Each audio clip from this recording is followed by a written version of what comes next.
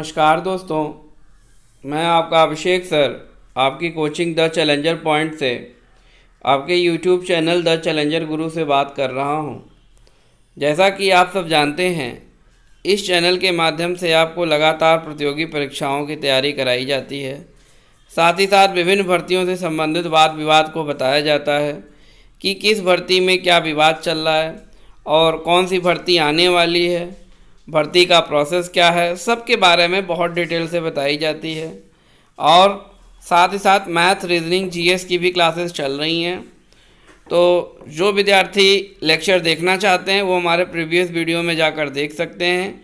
अभी हिस्ट्री के प्रश्नों की कल मैंने एक सीरीज चलाई है जिसमें कि जेल वार्डन से संबंधित अन्य प्रतियोगी परीक्षाओं से संबंधित टॉपिक को कवर किया हुआ है। महमूद गजनवी, बलवन, मोहम्मद गोरी, सबके बारे में वन लाइनर का एक्सीलेंट क्वेश्चन का समावेश किया है, जिसको कि आप जाके देख सकते हैं। मैं यहाँ आपको आई बटन पे भी दे दूँगा। तो चलिए वीडियो में आगे बढ़ते हैं। मगर आगे बढ़ने से पहले कि अगर आपने हमारे चैनल को सब्सक्राइब नहीं किया है तो प्लीज़ प्लीज़ प्लीज़ इसे सब्सक्राइब कर लें और हमारे वीडियो को ज़्यादा से ज़्यादा शेयर करें ताकि ज़्यादा से ज़्यादा विद्यार्थियों तक हमारी ये बात पहुँच सके। तो चलिए वीडियो में आज आगे बढ़ते हैं। और 69,000 शिक्षक भर्ती का मामला सबसे ज़्यादा गरमाया हुआ है, तो आज उसी पे चर्चा करते हैं। देखिए, सबसे पहले मैं आपको एक रिपोर्ट दिखाता हूँ तो आपको बहुत सी बातें यहाँ से क्लियर हो जाएंगी रिपोर्ट से, ठीक है। तो आइए देखते हैं क्या है भर्ती। उत्तर प्रदेश में परिषदीय स्कूलों में 69,000 सहायक शिक्षक भर्ती में हाई कोर्ट की डबल बेंच ने प्रदेश सरकार को दोहरी राहत दी है। एक और लिखित परीक्षा में पूछे गए 142 प्रश्नों के उत्तर विवाद का पटाक्षेप हो गया। देखिए, जो 142 प्रश्नों के जो उत्तर विवाद चल रहे थे वो समाप्त हो गए। वहीं भर्ती के लिए चयनितों को नियुक्ति देने की राह भी आपकी आसान हो गई। सरकार चाहे तो कुल पदों में से, देखिए, सरकार चाहे तो कुल पदों में से 31,661 पर शिक्षकों की तत्काल नियुक्ति प्रक्रिया को आगे बढ़ा सकती है। भर्ती के सभी पदों पर नियुक्ति के लिए शीर्ष कोर्ट का स्थनादेश बांधा गया है, ठीक है।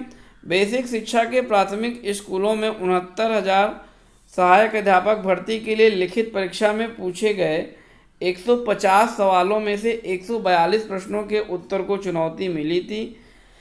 हालांकि याचियों ने 14 प्रश्नों के जवाब पर आपत्ति की थी, लेकिन लखनऊ की एकल खंडपीठ ने पहली उत्तर कुंजी के बाद मिले सभी आपत्तियों को यूजीसी से जांच कराने का आदेश दिया था।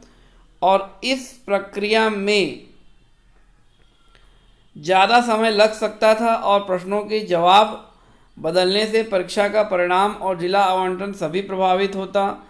अतः डबल बेंच ने इस मामले में शीर्ष कोर्ट के उस आदेश का जिक्र करते हुए सिंगल बेंच के आदेश पर स्टे दिया, ठीक है। देखिए, क्या आदेश था? दैनिक जागरण की ये न्यूज़ है जिसमें कहा गया था कि प्रश्नों के जवाब यदि, देखिए, ये प्रश्नों की जवाब यदि दो किताबों में अलग अलग है तो अंतिम राय विशेषज्ञों की ही मानी जाएगी। देखिए, ये शीर्ष कोर्ट का फैसला था, मतलब जो भी है सुप्रीम कोर्ट का फैसला है या जिसका भी फैसला है। तो इस तरीके से देखिए, ये उत्तर कुंजी विवाद तो निपट गया। मगर जो क्या नाम है, जो पेपर बनाने वाले हैं, जो परीक्षा संस्था है, मैं आपको बता दूं कि उसमें जिसको कह सकते हैं पढ़े लिखे अनपढ़ लोग हैं, जो कि वो इस तरीके का प्रश्न बनाते हैं। एक तरफ तो उन्हीं किताबों से हमको पढ़ने के लिए कहा जाता है विद्यार्थियों को, और उन्हीं किताबों के आंसर बच्चे लिखते हैं और उन्हीं को गलत कर दिया जाता है। एक चीज़। दूसरा चीज़, अब इस तरीके से जो बच्चे 1-2 नंबर या 3-4 नंबर से जो लड़के फेल हो रहे थे, जो विद्यार्थी फेल हो रहे थे, उनकी ज़िंदगी दांव पर लग गई, क्योंकि उनको ये समझ में आ रहा था कि अब नंबर बढ़ेगा और हम लोग जो है इस भर्ती को में अपनी योग्यता को साबित करेंगे और साथ ही साथ हमारा सिलेक्शन होगा। मगर सरकार ने इस तरीके से बाजी पलटी। सरकार केवल और केवल मनमानी कर रही है ताकि अयोग्य विद्यार्थियों का चयन हो जाए और योग्य अभ्यर्थी बाहर आ जाएं, क्योंकि देख रहे हैं भ्रष्टाचार कितनी चरम सीमा पे पहुंच गया है। डेली नए नए खुलासे हो रहे हैं और डेली नए नए लोग पकड़े जा रहे हैं, जिसमें कि काफ़ी मार्क्स आ रहे हैं। अब इसमें उन विचारों का क्या जिन्होंने दूसरी किताबों से पढ़ा था उस आंसर को, और उनका गलत हो गया और उसकी वजह से उनका चयन रुक गया जो है। तो मेरे ख्याल से इन सब विद्यार्थियों को एक बार सुप्रीम कोर्ट का दरवाज़ा ज़रूर खटखटाना चाहिए। भले ही ये सुप्रीम कोर्ट का आदेश हो, मगर एक बार विद्यार्थियों को इस उत्तर कुंजी विवाद के लिए एक बार कोर्ट का दरवाज़ा खटखटाना चाहिए और परीक्षा नियामक संस्था जो भी है उस पर प्रश्न चिन्ह लगना चाहिए कि आप इस तरीके के प्रश्न क्यों पैदा करते हैं, जैसा कि सिंगल बेंच ने कहा था। तो प्रिय विद्यार्थियों, जो लोग इस मामले को लेकर सुप्रीम कोर्ट जाना चाहते हैं एक बार ज़रूर जाएं, ठीक है। और इस वीडियो को इतना शेयर कीजिए ताकि ज़्यादा से ज़्यादा विद्यार्थियों तक पहुंच सके। जो बच्चे 2 नंबर 3 नंबर 4 नंबर से फेल हैं, एक बार वो बच्चे वहां जाएं और फिर देखा जाए कि सुप्रीम कोर्ट क्या कहती है इस पर डिसीजन, फिर आगे की कार्रवाई की जाएगी जो है। तो ये रही न्यूज़ कि क्या बच्चे सुप्रीम कोर्ट जाएंगे, ये भी देखना दिलचस्प होगा। इसके बाद देखिए हाई कोर्ट जाएंगे असंतुष्ट परीक्षार्थी। 69,000 सहायक अध्यापक भर्ती परीक्षा में धांधली की जांच को लेकर सवाल भी उठने लगे हैं। परीक्षा वाले दिन प्रयागराज के अलावा लखनऊ, कानपुर, मुरादाबाद से भी सालवर गैंग पकड़ा गया था, जबकि एसटीएफ जांच का दायरा सिर्फ प्रयागराज तक ही सीमित है। एसटीएफ ने अभी तक इन 3 जिलों को जांच में शामिल नहीं किया है, जिसमें असंतुष्ट अभ्यर्थी हाईकोर्ट जाने के लिए तैयारी कर रहे हैं। परीक्षार्थियों की मांग शिक्षक भर्ती गड़बड़ी की जांच पूरे प्रदेश में की जाए। देखिए ये पूरे प्रदेश में चाहते हैं विद्यार्थी की इसकी जांच की जाए, ठीक है। पूरी खबर ये है कि 6 जनवरी 2019 को सहायक अध्यापक परीक्षा के दौरान दूसरे की जगह परीक्षा देने में 29 लोगों को गिरफ्तार किया गया। प्रयागराज में भी नकल कराने वाला पूरा गिरोह पकड़ा गया। गिरोह के इन लोगों के तार कौसामी, प्रतापगढ़, जौनपुर, भदोही, बिहार, आगरा, झूसी, ठीक है, नैनी, करेली सहित दूसरे केंद्रों से भी पकड़े गए। दूसरी ओर लखनऊ में भी नकल कराने में प्रधानाचार्य, 5 कक्ष निरीक्षक पर्चे के मिर्ज़ापुर के एक स्कूल में भी पकड़े गए हैं, ठीक है। तो इलेक्ट्रॉनिक डिवाइस की वजह से देखिए ये पूरा एक तरीके से विद्यार्थी लोग मुरादाबाद, मेरठ सब में गड़बड़ियाँ हुई हैं। मैं ये कह रहा हूँ कि आप ये जानते हैं कि शिक्षक भर्ती परीक्षा में जितने विद्यार्थी पास हुए हैं, अगर आप सोचिए कि अगर एक जगह पे अगर आपको 100 विद्यार्थी भी नकलची इस तरीके से पकड़े गए, और मैं कह रहा हूँ कि अगर 50 सेंटर तक भी अगर ये एग्ज़ाम हुआ और हर सेंटर पे इस तरीके से नकल हुई, तो कम से कम ये मान के चलिए 5,000 विद्यार्थी तो ऐसे ही निकल गए जो है। तो अभी ये बहुत बड़ा गिरोह है, देखना है कि इसमें सरकार का क्या डिसीजन होता है। शिक्षक भर्ती नकल माफिया चंद्रमा यादव भी नामजद। देखिए इसी तरीके से शिक्षक भर्ती चंद्रमा यादव भी नामजद हो गए हैं। इन्होंने 4 लाख रुपए में 40 मिनट पहले ये पेपर देते थे। विवेचक ने केएल पटेल के बयान के आधार पर इनको वांटेड किया, और लेखपाल जो संतोष जी थे इनकी अब नौकरी जाने वाली है। शिक्षक भर्ती मामले में नकल माफिया चंद्रमा यादव को नामजद कर लिया गया है। वो 4 लाख रुपए में व्हाट्सएप के माध्यम से पेपर लीक कराता था। केएल पटेल ने बयान के आधार पर उसे वांटेड बनाया है। चंद्रमा कुछ दिन पहले ही जेल से छूटकर बाहर आए थे। शिक्षक टेट में नकल कराने के मामले में उसे गिरफ्तार किया गया था। देखिए तो ये बहुत पुराना धंधा चल रहा है जो है इस तरीके से। एक भदोही का मायावती, दूसरा धूमनगंज का रहने वाला चंद्रमा यादव था। मायावती को पुलिस ने पहले ही वांटेड कर दिया गया था। देखिए ये सब चीज़ें हैं, इलाहाबाद से न्यूज़ है ये। कुल मिला के घोटाले की परत दर पर खुलती जा रही है। अब सरकार का क्या डिसीजन है, कायदे से तो इस भर्ती को निरस्त कर देना चाहिए, क्योंकि मैंने प्रीवियस भर्ती में देखा है, कई भर्तियों में ऐसा हुआ है कि थोड़ा बहुत भी पेपर आउट हुआ था तो भर्ती को निरस्त कर दिया गया था। मगर अब इसमें सरकार क्या लेती है, सरकार तो हमेशा से ही मनमानी करती आ रही है, इसलिए अब विद्यार्थियों का भरोसा भी सरकार पर से उड़ गया है। और विद्यार्थियों को एक बार तो सरकार को सबक सिखाना चाहिए।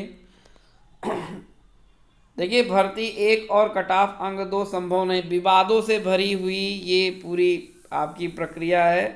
प्रतियोगी परीक्षाओं में अभ्यर्थियों का चयन तय कट ऑफ के अंकों पर करने का प्रावधान है। अनारक्षित व आरक्षित वर्गों के कट ऑफ अंक अलग जरूर होते हैं, लेकिन पूरी भर्ती में एक ही कट ऑफ अंक पर होती है।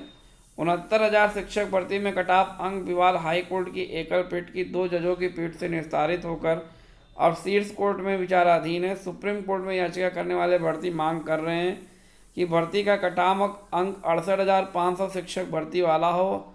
इसमें अब शीर्ष कोर्ट ही तय करेगा कट ऑफ किस अंक पर अभ्यर्थी चयनित होते हैं। तो अब ये देखिए, सुप्रीम कोर्ट में मामला चला गया है, सुप्रीम कोर्ट ही इस पर विचार विमर्श करेगी। शीर्ष कोर्ट ने याचिका पर अंतिम फैसले से पहले राज्य सरकार को जो अंतिम आदेश दिया है उसमें एक तरह से शासन की ओर से तय कट ऑफ अंक को ही माना गया है।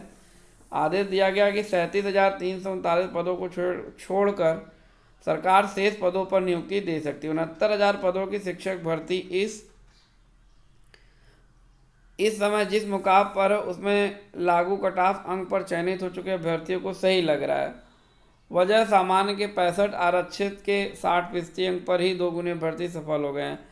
यदि कट ऑफ अंक पिछली भर्ती की तरह 45 व 40 होता है तो लिखित परीक्षा में उत्तीर्ण होने वाले अंकों की संख्या 3.5 लाख के से अधिक हो जाएगी। इसमें एक पद पर करीब 5 दावेदार हो जाएंगे।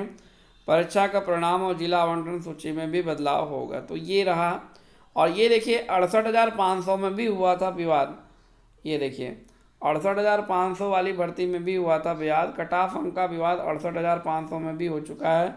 शासनादेश में कहा गया कि सामान्य ओबीसी के 45 व 40 उत्तीर्ण होंगे। परीक्षा के 5 दिन पहले इसे घटाकर 33 व 30 कर दिया गया था। हालांकि कोर्ट ने बाद में कट ऑफ अंक को नहीं माना। तो ये थी 4 से 5 ब्रेकिंग न्यूज़ जो कि 69,000 शिक्षक भर्ती से संबंधित थी। तो मेरे प्यारे विद्यार्थियों, जिस तरीके से उत्तर कुंजी का विवाद था, तो एक बार ज़रूर आप लोग सुप्रीम कोर्ट का दरवाज़ा खटखटाइए। वैसे 12 जुलाई को उत्तर कुंजी का विवाद हाई कोर्ट की सिंगल बेंच में लगा हुआ है, मगर जब डबल बेंच ने इसका निस्तारण कर दिया है तो उसका कोई औचित्य नहीं है। मगर फिर भी एक बार मैं चाहता हूं कि आप सब सुप्रीम कोर्ट का दरवाज़ा ज़रूर खटखटाएं और सुप्रीम कोर्ट से न्याय की गुहार लगाएं। हालांकि सरकार हर जगह मिली हुई है, अपने चहेते लोगों की बेंच में ही केस को सुनवाती है। तो अब देखना ये दिलचस्प होगा कि आगे भर्ती प्रक्रिया किस तरीके से आगे बढ़ती है। भर्ती प्रक्रिया सरकार निरस्त होने नहीं देगी, चाहे कितने भी इसमें घोटाले सामने आ जाएं। एमपी के व्यापम से भी बड़ा घोटाला है। पूरी भर्ती प्रक्रिया निरस्त होनी चाहिए। अब देखना है कि इस भर्ती प्रक्रिया में आगे क्या होगा। तो जो भी आगे का अपडेट होगा उसको मैं आपको बताऊंगा। उधर सुप्रीम कोर्ट में मॉडिफिकेशन के लिए सरकार ने याचिका डाल दी है। सरकार ने कहा है कि हमारे पक्ष को नहीं सुना गया है। सरकार पूरे पदों पर भर्ती चाहती है, तो लेकिन कुछ त्रुटि की वजह से ऐसा नहीं हो चुका। 17 तारीख को सुनवाई होनी थी, तो उस त्रुटि को सही करके सोमवार को अपडेट कर दिया जाएगा। अब देखना यह है कि 17 के बाद कोर्ट बंद हो जाएगी तो क्या सरकार इस बीच में भर्ती प्रक्रिया को आगे बढ़ा पाएगी या नहीं। और जो बच्चे 2-4 नंबर से फेल हो रहे हैं वो बच्चे क्या करें जो है, तो उन बच्चों को एक बार कोर्ट ज़रूर जाना चाहिए। सुप्रीम कोर्ट का दरवाज़ा ज़रूर खटखटाना चाहिए। अगर सोमवार को भी याचिका दाखिल हो जाती है या मंगलवार को भी जो है, तो भले ही कोर्ट जब सुने उसकी अगली सुनवाई तक में, तो बाद में भी इन विद्यार्थियों को राहत मिल सकती है। तो प्लीज़ आप लोग एक बार ज़रूर जाएं। तो मिलते हैं नेक्स्ट वीडियो में। जय हिंद, जय भारत। और हमारे चैनल को प्लीज़ सब्सक्राइब करें, शेयर करें, खूब शेयर करें ताकि ज़्यादा से ज़्यादा फेल विद्यार्थियों तक ही हमारी बात पहुँचे।